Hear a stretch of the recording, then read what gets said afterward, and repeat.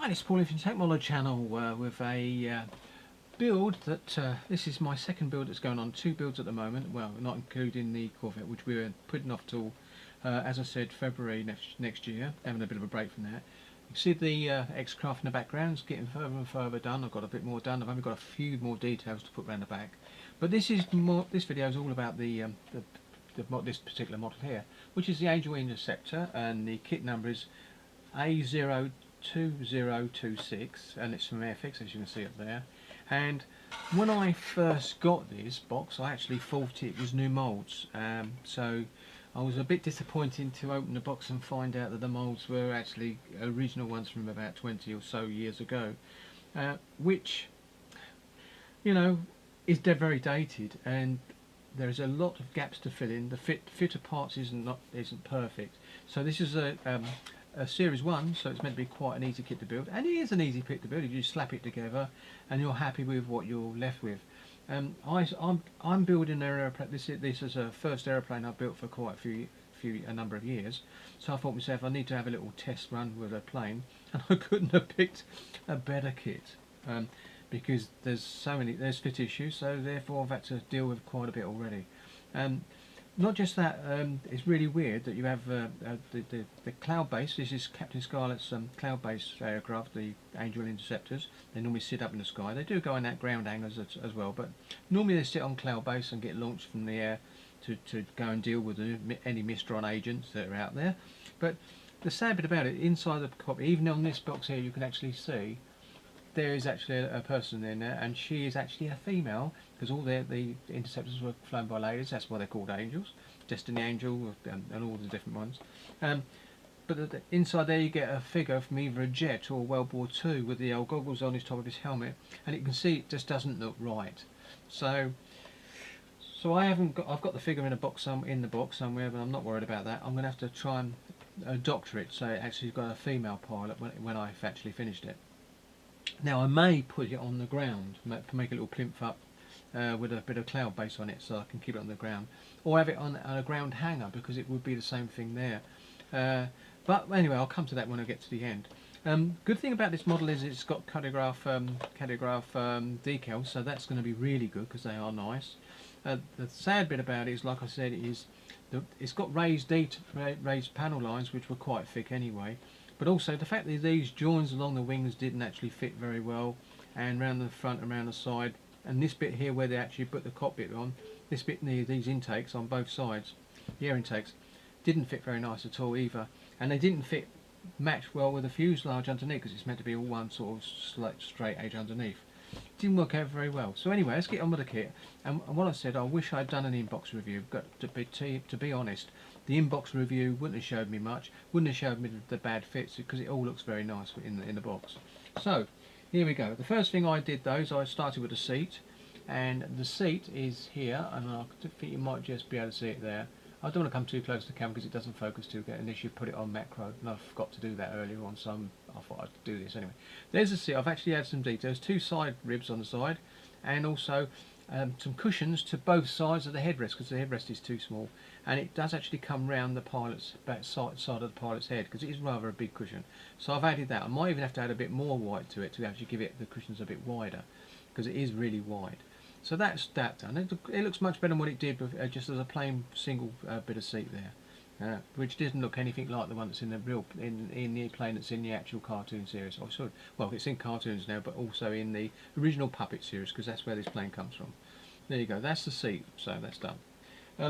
This is the model, and I've actually taken off all the panel lines that you can see, all the panel lines around it, and took away all the rudders, filled them in with my new the floor. I can't call it flooring, because anyway, this I've labelled it so I don't pick it up for the glue mistake. Tell me an extra thin filler fine, that's what I call it.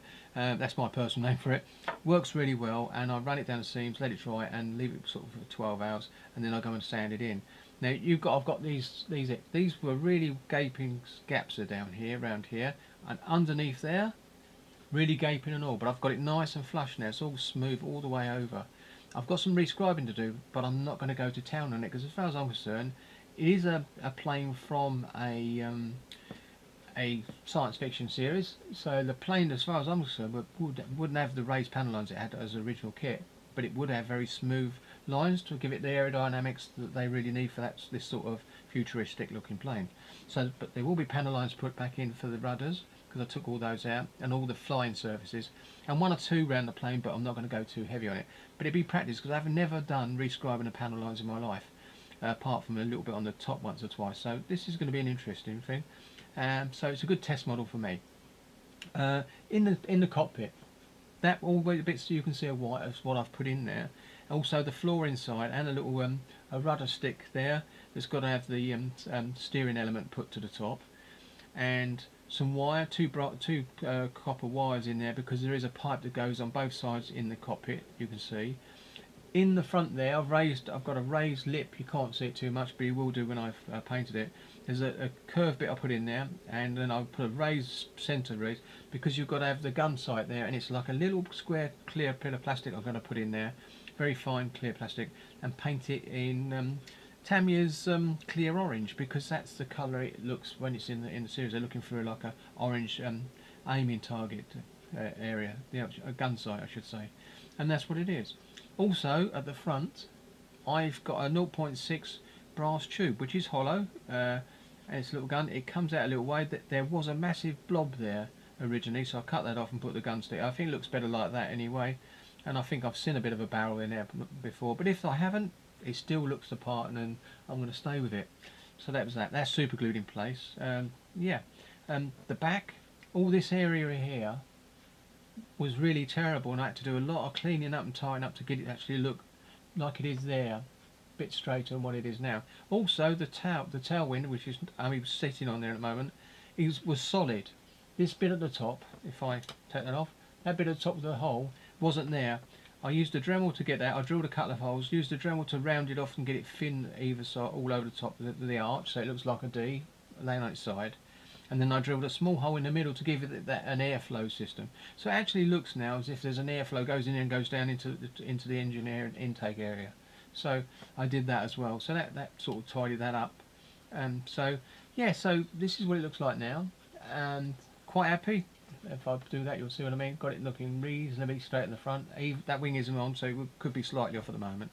But it's looking the part. All flat as a pancake underneath. But I've got to do that scribing. I most probably be doing that tomorrow, because tonight after I finish this video I want to do a little bit more to my boat to finish the last little details on that, so it's ready for another video before I sort of spray an undercoat on it.